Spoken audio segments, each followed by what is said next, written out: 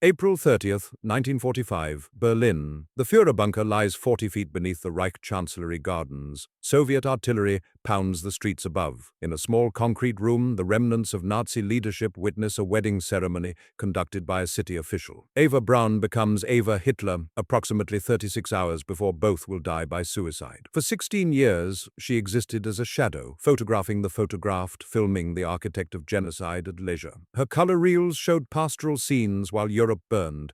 Her diaries recorded complaints about loneliness while millions were murdered. These materials, home movies, personal photographs, diary entries, were not accidental. They were another layer of the regime's careful construction of reality. What they reveal is not humanity behind the monster, but how totalitarianism curates even intimacy. This is the story of propaganda's final frontier. The private made public, the personal made political, all according to plan. Munich, autumn 1929. Heinrich Hoffmann's photography studio on Schellingstrasse served dual purposes: commercial portraiture and political image-making. Eva Braun, 17, sorted negatives and managed appointments. Hoffmann had photographed Hitler since the failed Beer Hall Putsch of 1923.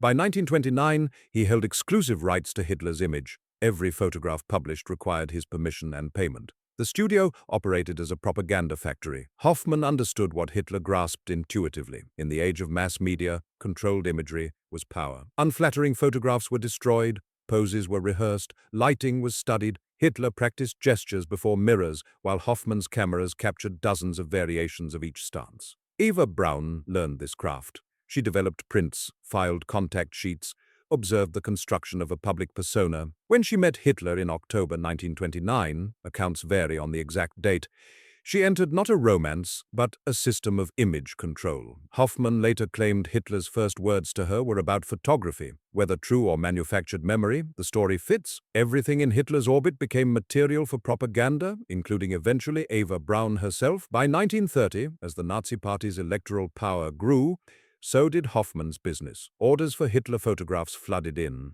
Eva Braun's role expanded. She managed increasingly complex operations. Which images for which publications, how to present the Führer to different audiences. The studio taught her a fundamental lesson of totalitarianism. Nothing is truly private. Everything can be staged, controlled, used, even intimacy. When Eva Braun picked up a camera herself, she would apply these lessons to create her own propaganda, one that showed the Führer at rest but never off guard. Berchtesgaden, Bavarian Alps, 1933 to 1945.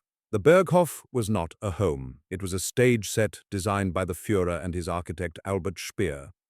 Every sightline, every window view, every piece of furniture served propaganda purposes. Eva Braun moved there permanently around 1936. Her existence followed strict protocols. When official guests visited, she disappeared. When foreign dignitaries toured, she remained invisible. The German public knew nothing of her. This was deliberate. Hitler's public image required celibacy. Married to Germany, dedicated solely to the nation's resurrection. A girlfriend complicated this mythology, so Eva Braun became a secret hidden in plain sight. Staff knew, inner circle knew. But secrecy was enforced through terror and loyalty. Within this controlled environment, Eva Braun filmed. Her 16mm color reels, rare and expensive for the era, captured Hitler relaxing with his German shepherd Blondie, entertaining guests on the terrace, reviewing architectural models. She filmed Goebbels' children playing. She filmed officers and their wives at tea. These were not candid moments. Hitler remained aware of the camera. Guests performed for it. The films showed exactly what the regime wanted preserved: normalcy, culture, refinement, pastoral beauty, civilized leisure. What the films never showed: the machinery of genocide being planned in these same rooms, the orders signed on that desk, the reports delivered during those walks, the absence of Jews, dissidents, victims, the tens of thousands of forced laborers who built the Kehlstein house up the mountain. Eva Braun's home movies are historical documents of calculated omission. They're valuable precisely because they demonstrate how totalitarianism aestheticizes itself, how evil presents itself as banal. Historians must use them carefully. They reveal the banality, yes, but must never suggest equivalence between perpetrators' normal moments and victims' exterminated lives. The color film stock that captured mountain sunsets cost more than most Germans earned in months. Priorities revealed through technology. February 1935, Eva Braun began keeping a diary. She would maintain it sporadically through the years. These entries, recovered after the war, have been analyzed extensively by historians. They reveal calculation within apparent candor. Braun wrote of loneliness, Hitler's absences, feeling ignored. She documented 2 suicide attempts, one in 1932, another in 1935. These were real acts of desperation, but also leverage within her relationship's power dynamics. Historians note, Braun understood documentation. She worked in photography. She knew records created reality. Did she write for potential future readers? Did she construct her own narrative even in private writings? The diaries mention shopping, fashion, films she watched. They complain about Hitler's inattention. They catalogue grievances. He cancelled visits, forgot her birthday, prioritized politics over her. What they don't mention, the Nuremberg laws, enacted September 1935, stripping Jews of citizenship, Kristallnacht in November 1938, the invasion of Poland in September 1939, the Holocaust. This absence is the most damning documentation. Eva Braun lived at the center of Nazi power. She overheard conversations, saw documents, knew the leadership personally. Her silence in her own diary, whether genuine ignorance or deliberate omission, reveals the moral void at the regime's heart. The historian Henriette von Schirach, wife of Hitler youth leader Baldur von Schirach, later testified that she told Hitler directly about deportations she witnessed. Hitler grew enraged. She was banned from his presence. Eva Braun knew this story. She chose differently. Her diaries perform a particular kind of femininity, apolitical, focused on personal relationships, concerned with trivial matters. This, too, was propaganda, the staging of innocence. After 1935, diary entries become sparse. Perhaps she recognized their danger. Perhaps she learned to live entirely within the performance. By 1939, as Germany invaded Poland and began the war that would kill tens of millions, Eva Braun's primary documented concern was whether Hitler would visit for Christmas. September 1st, 1939, Germany invaded Poland. World War II began. At the Berghof, Eva Braun continued filming. Her reels from the war years show afternoon tea on the terrace, Hitler reviewing building plans, walks through mountain meadows, officers' wives in summer dresses, children playing with dogs, laughter at dinner parties, the beauty of the Alps. They do not show Warsaw burning, blitzkrieg across Europe, the Einsatzgruppen following Wehrmacht troops into the Soviet Union, the systematic murder of Jews, Roma, disabled people, political prisoners, Soviet POWs, the construction of death camps, the deportation trains. This is not accidental omission. This is the final logic of propaganda, the creation of a complete alternate reality for internal consumption. Technical note, Eva Braun's film stock was Agfacolor, developed in 1936. Color film was extremely expensive and rare. Its use at the Berghof, while Germany claimed wartime austerity, demonstrates the regime's priorities. Propaganda mattered more than economy. The cinematography shows training. Braun understood composition, lighting, timing. She framed shots to emphasize Berghof's grandeur against mountain landscapes. She captured Hitler in three-quarter profile, his preferred angle as taught by Hoffmann. She edited footage. Selections exist. Outtakes were destroyed. Albert Speer, in his post-war memoirs, described the surreal quality of life at the Berghof during the war. Military disasters were discussed euphemistically. Deaths were statistics. Meanwhile, the household worried about menu planning and film screenings. Eva Braun organized these screenings. Hollywood films, forbidden to ordinary Germans, were available to Nazi leadership. The films she made documented this parallel universe. They're historically important because they show how perpetrators insulated themselves psychologically from their crimes, how they created normalcy within genocide. But they're dangerous. Without proper context, they humanize in ways that obscure rather than illuminate. They risk suggesting that Nazi leadership were people too, rather than showing how their constructed normalcy was itself a form of violence, a deliberate blindness to suffering they caused. Historians must always frame these materials carefully. The question is not, what do these films show, but what system of power allowed these films to be made while millions died? The answer, totalitarianism's complete control over what counted as reality. At the Berghof, the war was architectural models and map discussions, not corpses. Jews existed only as an abstract problem being solved, not as human beings being murdered. This cognitive partition required constant maintenance, hence the need for Eva Braun's films, showing leadership living cultured, refined lives. Propaganda to themselves? By 1943, as Stalingrad fell and the war turned against Germany, the Berghof films continued. Same terrace, same dogs, Same smiles. The performance never broke. Military historians note Hitler spent more time at the Berghof than operational headquarters during key phases of the war. The retreat wasn't occasional, it was central to how he governed. Eva Braun's presence there, her films documenting this governance as leisure, reveals totalitarianism's pathology. In June 1944, as Allied forces landed in Normandy and the war entered its final phase, Eva Braun filmed a birthday party at the Berghof. The cake had candles, everyone sang. The Berghof contained a private cinema. Films screened there included Disney animations, Hollywood features, and propaganda newsreels. Eva Braun organized the schedule. Hitler attended regularly. This projection room symbolizes Nazi leadership's relationship with reality, carefully curated, edited, controllable. Goebbels' propaganda ministry produced newsreels shown to German civilians. These mixed real footage with staged scenes, manipulated narration, and selective editing. Defeats were framed as strategic withdrawals, shortages were presented as noble sacrifice, the Holocaust was never mentioned. At the Berghof, leadership watched different cuts, versions showing more accurate military situations, though still filtered through propaganda framing. But they also watched Eva Braun's home movies. They watched themselves at leisure, evidence of their cultural sophistication and rightful position. The cinema equipment was state-of-the-art, 16mm and 35mm projectors, professional sound system, comfortable seating. The technical specifications mattered. Quality imagery reinforced the content's message. Eva Braun's role as keeper of the Berghof's visual archive gave her unique influence. She decided which social footage to preserve, what to show Hitler, how to present their private world. This was soft power within tyranny's hard structure. Some historians argue she was merely decorative, powerless. Others suggest her control over Hitler's private imagery gave her significant behind-the-scenes influence. The truth likely falls between. She had agency within strict constraints, chose how to exercise it, and bears responsibility for those choices. Her films were preserved carefully, multiple copies made, stored securely. She understood their potential value, either as personal mementos or historical propaganda. After the war, American forces captured these reels. They've been shown in documentaries ever since, usually with solemn narration about the intimate or private side of evil. This framing risks playing directly into the propaganda's original purpose. Better framing asks, why did Eva Braun film? What system enabled this filming? Who appears in the footage and who doesn't?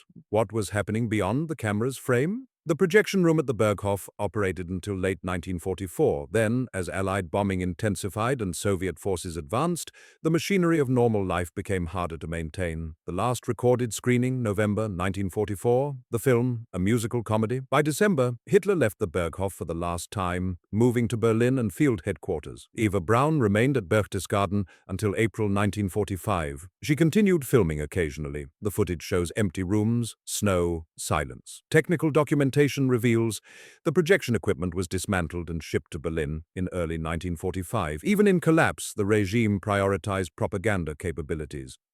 The ability to screen images mattered more than military supplies. Eva Braun's final reels from the Berghof show her alone, filming herself in mirrors, recording the mountain views one last time. No people, no parties, just documentation of ending. These last films are eerie historical documents. They show someone aware that an era was closing, attempting to preserve it through imagery. The narcissism and the tragedy are inseparable. The projection equipment arrived in Berlin just as Eva Braun decided to travel there herself to join Hitler in the bunker. Reality and representation collapsed into the same dark space underground. January 1945, Soviet forces launched the Vistula-Oder offensive. Berlin's fall became inevitable. Hitler moved permanently into the Führerbunker complex beneath the Reich Chancellery Gardens. The bunker had been constructed between 1943 and 1944, reinforced concrete walls several meters thick, 30 rooms on 2 levels, protected by anti-blast doors. It contained an emergency hospital, telephone switchboard, kitchen, and cramped sleeping quarters. Ventilation was inadequate. The air tasted of diesel from generators. This was where Nazi Germany would die. Eva Braun was not supposed to be there. Hitler ordered her to remain at Berchtesgaden, where it was safer. She defied him, perhaps her only documented defiance, and traveled to Berlin in mid-April 1945. She arrived April 15th. This decision has been interpreted variously. Loyalty, love, death wish, desire for historical significance.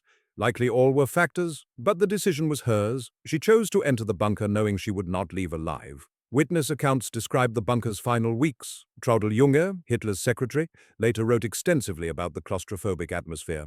Rokas Misch, a bodyguard, gave interviews decades later. Johannes Henschel, the electrician, survived Soviet capture and testified. Their testimonies align on key facts. The bunker operated according to bureaucratic routine, even as the world above disintegrated. Meetings held on schedule, reports typed and filed, meals served at appointed times. Eva Braun maintained appearance, hairstyled, makeup applied, dresses worn.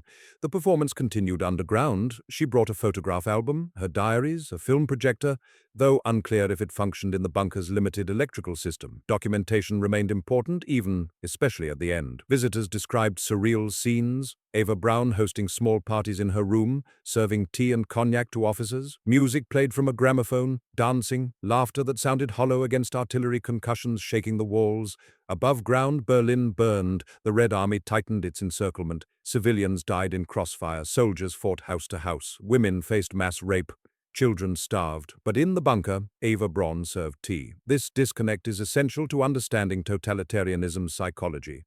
The leadership never stopped performing normalcy, never acknowledged full responsibility, never faced what they'd created. The bunker became a final stage set for denial. Hitler grew increasingly detached from reality in these final weeks. He moved phantom armies on maps. He issued orders to units that no longer existed. He blamed subordinates, circumstances, fate, never his own decisions. The megalomania that drove the regime intensified in its death throes. Eva Braun witnessed this deterioration. She remained. Her presence served Hitler's psychological needs, proof that life continued, that someone still saw him as human rather than monster. But her presence also normalized the abnormal. Her tea parties suggested civilization persisted when civilization had collapsed. Her grooming suggested tomorrow would come.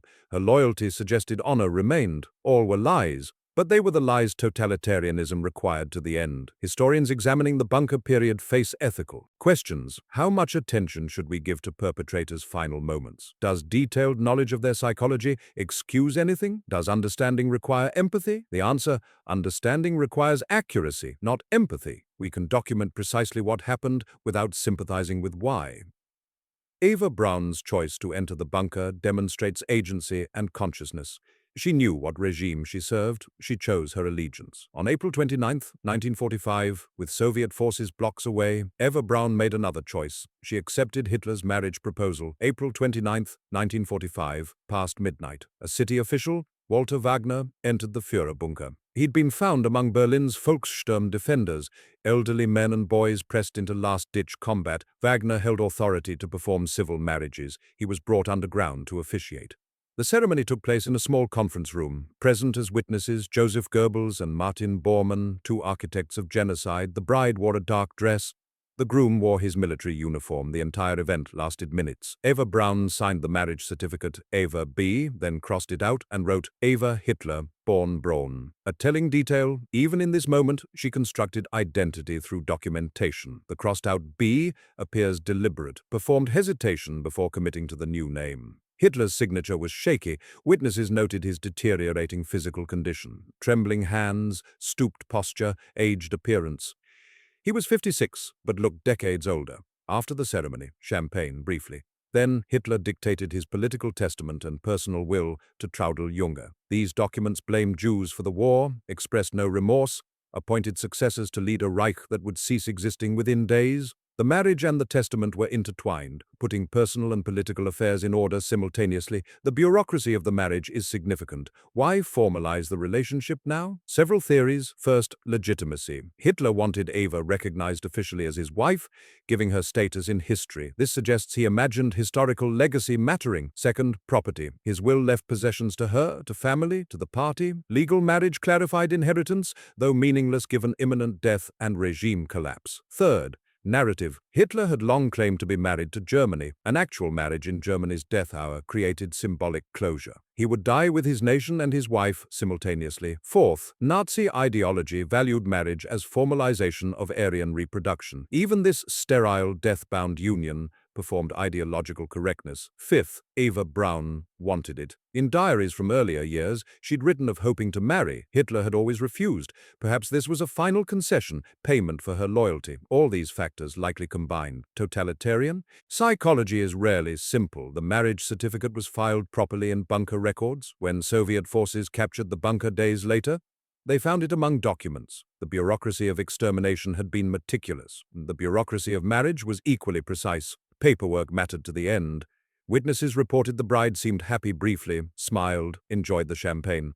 Then the moment passed, and reality returned. Artillery explosions, news of Soviet advances, preparations for suicide. The marriage lasted approximately 36 hours. During those hours, Eva Hitler, as she now was, continued her routines. She changed clothes multiple times. She spoke with staff. She said goodbye to people preparing to evacuate. She gave away jewelry and personal items. She distributed cyanide capsules to Goebbels's children. They would be murdered by their parents rather than captured. This last detail is crucial. Eva Hitler participated in the final violence. She handed poison to children who would die. Her role was not passive or innocent. Historical assessment must be clear. Proximity to power creates complicity, living at power's center, benefiting from its privileges, serving its psychological needs. These are forms of participation in evil, even without direct violence.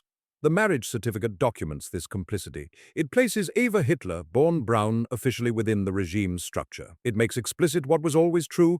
She was part of it, chose to be part of it, remained part of it to the death. The marriage certificate listed their address as Berlin Führerbunker Chancellery. By April 30th, even that address would cease to exist. April 30th, 1945, the final day. Soviet artillery was close enough that individual shell impacts could be distinguished. The bunker shook continuously. Power failures were frequent. Communications with the outside world had essentially ceased. Few photographs exist from the final days. Cameras and film were scarce. Most documentation comes from survivor testimony and Soviet reports. One photograph shows Hitler's last appearance above ground. April 20th, his 56th birthday. He inspected Hitler Youth Defenders in the Chancellery Garden. Boys as young as 12 in Wehrmacht uniforms, given medals for fighting Soviet tanks with Panzerfausts. Hitler looked exhausted, aged, defeated. This photograph survived because a photographer was still performing documentary duties. No photographs document Hitler and Eva Hitler's final hours.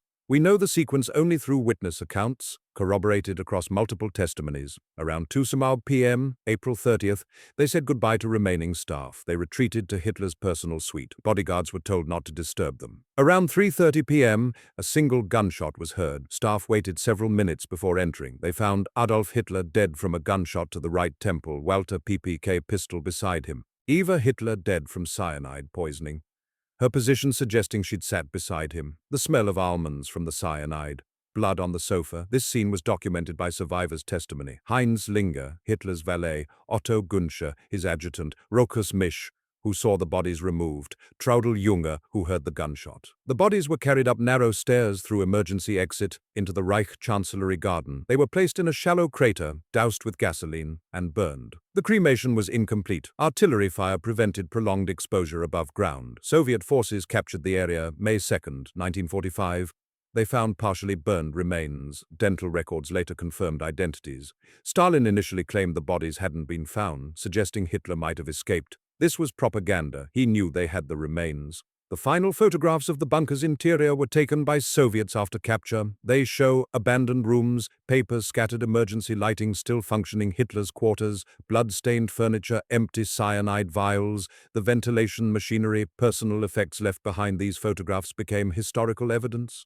They documented the regime's physical end. Eva Hitler left few possessions, some jewelry, clothing, the photograph album. Her diary had been left at Berchtesgaden. We don't know if she kept one in the bunker. If she did, it wasn't found or wasn't preserved. The absence of a suicide note is notable. She left no final statement, no explanation, no justification. Whether this was intentional or simply pragmatic, what was there to say, remains unknown. Her choice of cyanide, while Hitler used a gun, has been analyzed. Some suggest it was more certain. Others note it was the method available to her. Hitler tested his cyanide on his dog first. Blondie died minutes before Hitler did. Eva Hitler may have witnessed this. Then she took her capsule. The documentation ends there.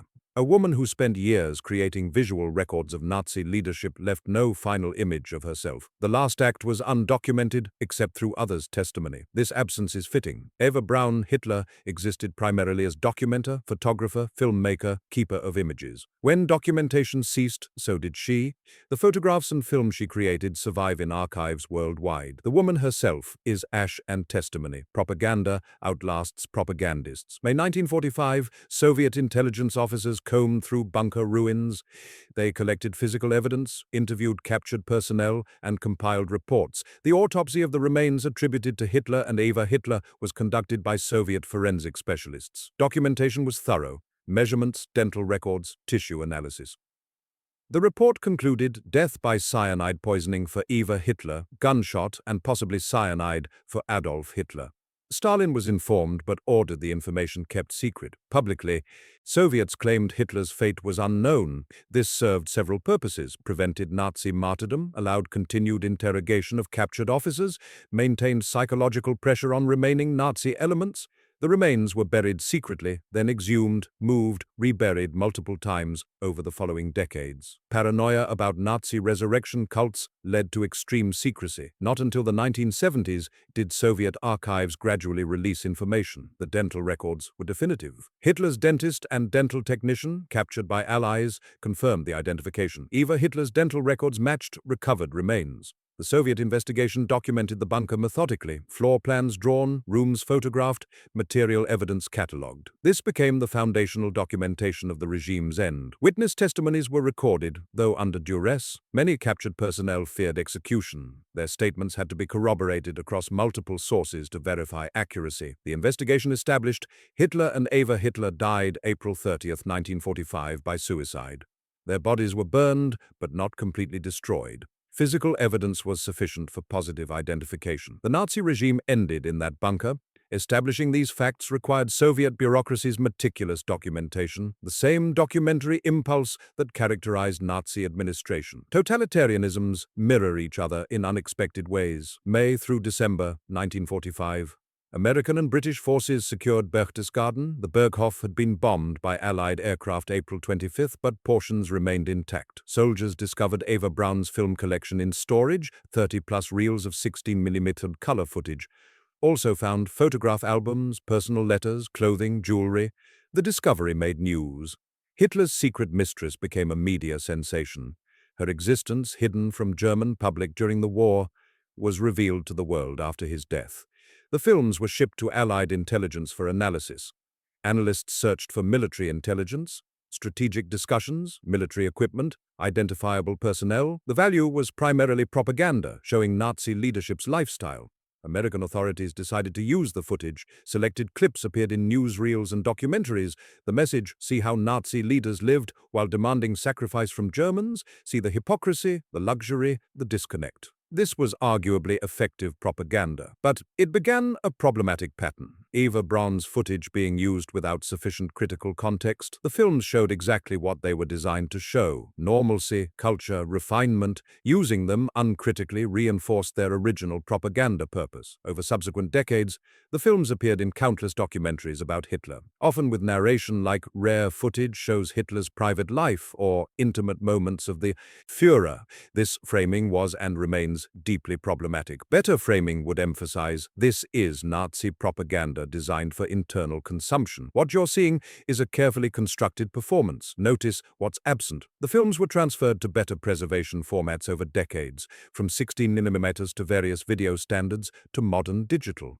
They now reside in multiple archives: U.S. National Archives, German Federal Archives, Imperial War Museum. Researchers can access them with proper credentials and stated purpose.